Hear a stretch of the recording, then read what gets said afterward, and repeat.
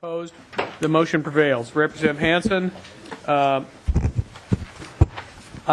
going to move the House file, got to get the right page. 1222 to be laid over for further consideration. Representative Hansen, to your bill. Thank you, Mr. Chair. House File 1222 is a repealer. It's a fairly simple bill repealing a provision that was passed during the special session where the legislature got involved in prescribing conditions relating to the antler point restriction. So I am repealing that section, which then goes and gives the Department of Natural Resources the authority to set the seasons as they see fit. I believe in your packet you have a letter from the DNR that includes the most recent results from public input.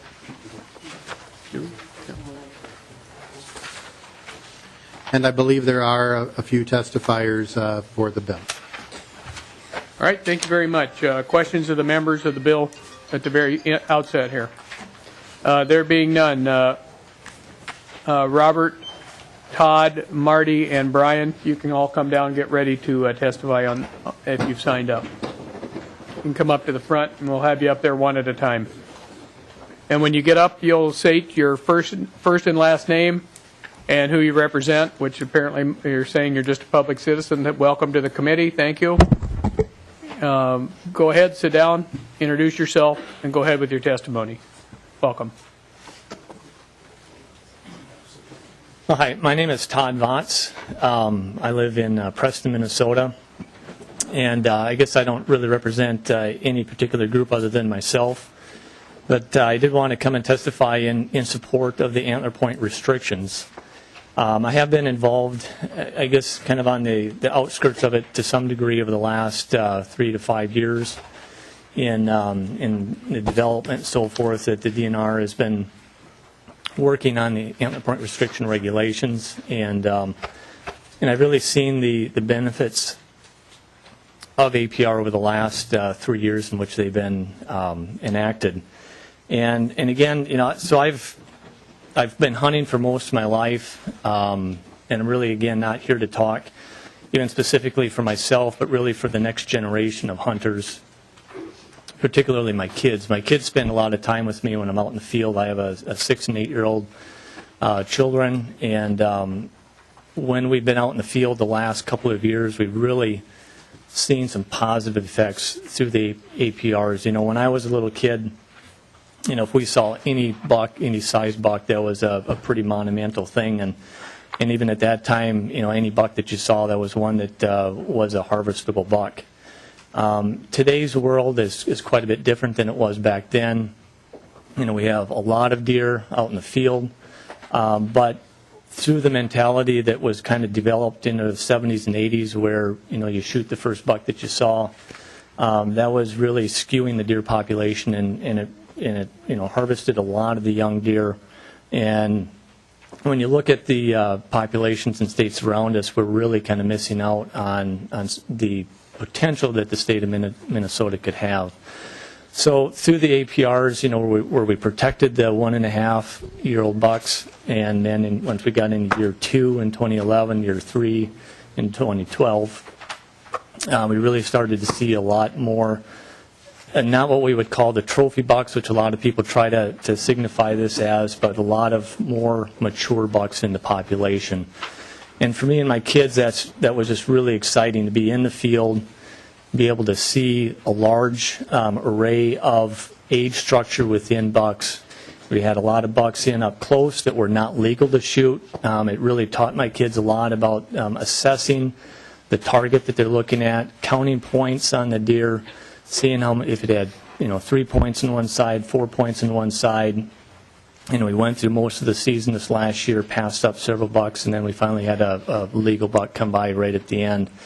And to me, that was just a really great thing that we were able to do that. And could we have done that without the APRs? You know, yes, we could, but we would not have been able to have seen the nice age structure that we did out in the field today, because in the past, if we would have let it go, it probably would have went to the neighbor's farm and been harvested at that point. So with the APRs, it really helps to protect those yearling bucks.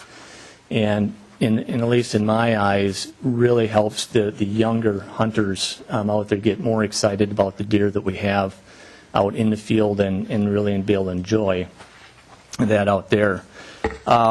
There's a lot of different arguments for and against the APR, but again, as mentioned, I think you received the summary from the DNR here in the last couple of days, and the hunting public is in favor of keeping APRs, and there's a pretty resounding majority. So I think to keep the progressive deer management moving forward, we need to follow what the hunting public is desiring in this part of the state. So I hope that we can follow through with what the public is looking for, and move to keep the APRs enacted in southeast Minnesota. Any questions of Mr. Vaught from the committee? Thank you.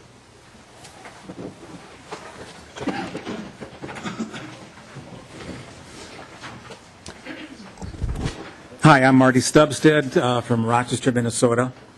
I have been in the retail sporting good business for 36 years, a member of the Bluffland Whitetail Association for 13 years, and also a board of director with the Bluffland for 6 years. What we need to understand here today is that over 10 years of research with tremendous amount of hours given in implementing an alternative management program for whitetail deer in southeastern Minnesota. A few years ago, Bluffland Whitetails hosted the first of its kind Whitetail Roundtable seminar in Rochester.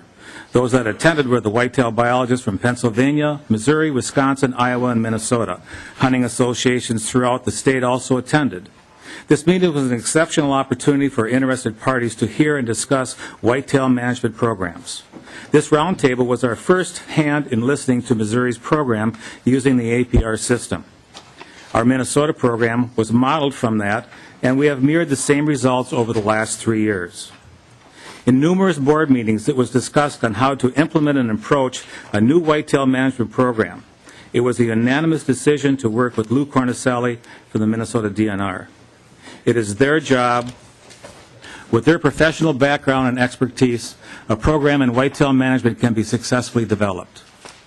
The DNR's public survey showed 64% of the southeastern Minnesota deer hunters vastly favored the antler point restrictions that has been in effect for the last 3 hunting seasons. The deer hunters are also overwhelmingly in favor of no cross-tagging of antlered bucks.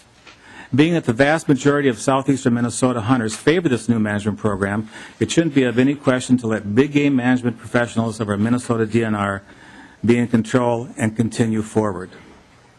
The opposition's biggest concerns is not being able to identify their target before pulling the trigger. Sadly, this argument defies one of the top commandments in hunter safety: identify your target before you shoot. It's only common sense the days of blasting away are over. Most all animals we hunt today have to be identified in some manner before we shoot. Turkeys, tom or hens, got a beard, pheasants, ducks, and even with the fish we catch today. Antler point restrictions identification is also in many western states for elk, mule deer, and sheep. Our DNR enforcement has already made public statements that there are not finding piles of dead deer left to lay because of the restrictions. We have great deer hunters in southeastern Minnesota that are patiently waiting for the sure target and ethical shot. Parents have also made many comments that they feel it is more safe for the family during the firearm season. Hunters have ceased in taking that running or low-light shot opportunity. The hunter enthusiasm has skyrocketed in southeastern Minnesota, especially last year after the 3 years of the APR, because of now seeing an older class of white-tailed deer in the woods. To keep hunter retention is difficult today with all the busy schedules we keep. Even though the buck harvest had declined as it was planned the first year, 2.5-year-older bucks are being taken instead of that small young buck.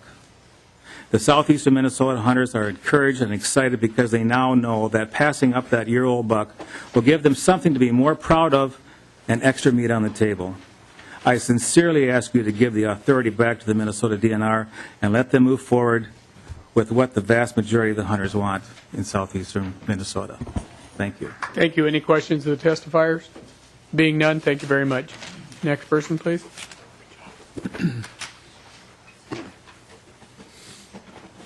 Welcome. Thank you. My name's Brian Todd. I reside in St. Charles, Minnesota, which would be right outside and partially in the 344 Whitewater management area. I've been hunting for about 41 years, and with my dad, who was 74 years old. He happened to take the biggest buck of his career this fall, and it's directly because of the APR situation. The deer was a 3.5-year-old deer, and he was able to survive through the years to get to that point. I hunted with my daughter, who was 10. It was her first season this year. We put in 10 days out in the field. She was able to see a couple smaller bucks during the 3B season, which is pretty much was unheard of a few years ago because they were all harvested in the 3A. She did take a nice doe at the end, and I was very proud of her, and I think we got her hooked for the deer hunting. I have a son who this year found his first deer antler, which was also directly because of the APR rule. It was a little 3-point shed that was found on state ground, which again, this deer would not have been able to have a chance to make it that far, being the public pressure is on the state ground so much that the deer herd really gets hit hard. Everything I hear in Zone 344 is positive for the APRs. We're seeing deer. We hunt in a big group during the muzzleloader season. We're seeing just about 3-to-1 ratio for does versus bucks during the muzzleloader season that have survived. We got neighbors at this time of the year yet comparing trail cam pictures of bucks that they're seeing yet that have made it through, and you know everybody's kind of working together more than I've ever seen before. So in my opinion, this needs to continue, and I hope we do the right thing and give it back to control of DNR. Thank you for your time. Thank you very much. Questions of the testifier? Being none? We're going to take a vote on this bill likely in about 6 or 7 minutes. So if you can, Thank you, sir. or we're going to lay the bill over. I'm sorry. So we've heard a lot about the herds and things like that. So if you have something additional to add, we appreciate it if you'd add it. My name is Robert Marg. I represent Winona County Farm Bureau, plus hunters in, or farmers mostly, but most of them that hunt in Wabasha County and Houston County. I've had numerous calls, and unlike your other testifiers, I am completely opposed to this. We are actually offering an alternative, which would be that the DNR must do this on a voluntary basis. Use education instead of forcing it down the throats of everybody. The other thing is I represented Southeast Minnesota for Farm Bureau at the 2005 deer meetings they had in Rochester. At that meeting, after going through, the hunters all wanted more deer. The thing is, the DNR themselves stated that southern Winona County and most of Houston County and a part of Fillmore County were running at 45 deer per square mile. They stated 12 to 15 is what it should be, 15 as a maximum, because they said if you have more than that, they damage the woods. They say nothing about what they do to our crops. Under this antler point restriction, I went to the first meeting they had in Winona, and before it I had called Lou Cornicelli, and he told me under it there were 3% more deer shot. He comes to the meeting, says there's 3% less deer shot. Well, then I tried to talk to him after the meeting. At 20 yards away, he was pointing his finger at me and telling me he's not talking to me, that I should talk to somebody local. So I talked to Don Ramsden for 2.5 hours at my kitchen table. When I brought up antler point restrictions, the first thing he said is that's Lou Cornicelli's game, and all it is catering to the trophy hunters. That was his comment. He also said about the deer numbers, and he said, well, we don't go by those counts anymore. We go by the tolerant level of the farmers. Well, the one area where I can find information on deer counts was the chronic wasting area, in which I worked the Farm Bureau booth at the State Fair. I had farmers from that area that came in and were complaining about how much deer damage. What did they get from the DNR? Oh, there's not that many deer in that area. Funny thing is, the next year it came up as the chronic wasting area. Then they gave a count. 6,500 deer in 100 square miles.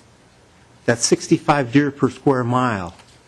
There should have been 5,000 deer shot out of that area alone to bring it down to their maximum.